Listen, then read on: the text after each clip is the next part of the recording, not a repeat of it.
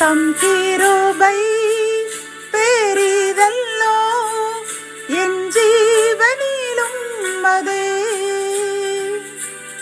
இம்மட்டும் காத்ததுவே இன்னும் தேவை கிருபை தாருமே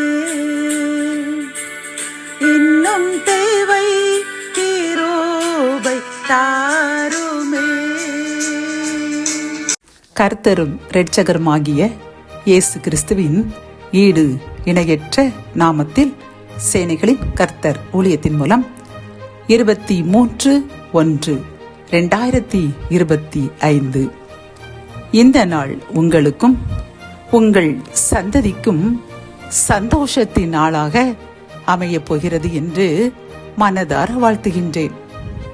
இன்று நாம் அறியவிருக்கும் கிருபையின் வார்த்தைகள் சங்கீதம் 135:14.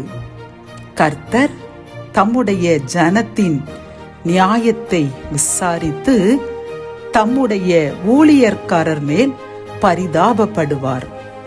கத்தோலிக்க வேதாகமம் இவ்வாறு கூறுகின்றது: ஆண்டவர் தம் மக்களை நீதியுடன் தீர்ப்பிடுவார், தம் அடியாருக்கு இரக்கம் காட்டுவார் என்கின்றது.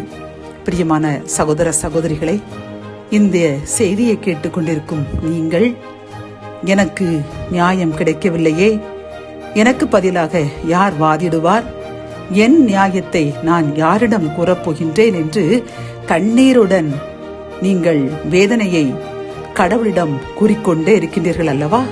கர்த்தர் இரக்கம் உள்ளவர். இன்று இந்த வசனத்தின் மூலம் கர்த்தர் உங்களிடம் பேசுகின்றார்.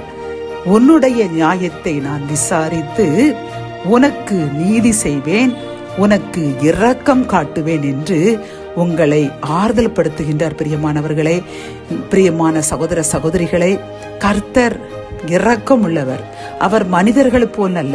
மனிதர்கள் ஒருவருடைய சிநேகத்திற்காக அவர்களிடம் தவறு இருந்தால் கூட நியாயப்படுத்தி கூறுவார்கள். ஆனால் கர்த்தர் மட்டுமே நியாயாதிபதி, நீதிபரர் என்று ஒரு பெயர் அவருக்கு உண்டு. ஆகவே உங்கள் கவலைகளை, கண்ணீர்களை அவர் பாதத்தில் வைத்து விட்டீர்கள் அல்லவா?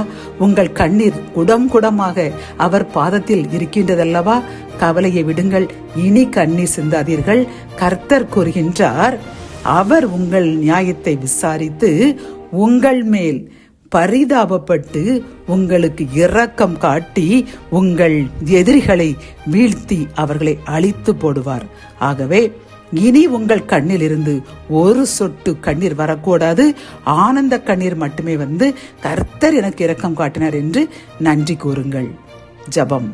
என் அன்பு தகப்பனே, இந்த செய்தி மூலமாக அப்பா, யார் எந்த சகோதரனோ சகோதரியோ எனக்கு நியாயம் கிடைக்கவில்லையே, எனக்காக யார் பரிதபிப்பார், எனக்காக இரக்கம் காட்ட யாரும் இல்லையே என்று கண்ணீரோடு நிற்கின்ற இந்த சகோதரனுக்கும் சகோதரிக்கும் நீர் அருமையான இந்த ஆறுதலின் வார்த்தைக்காக நன்றியப்பா.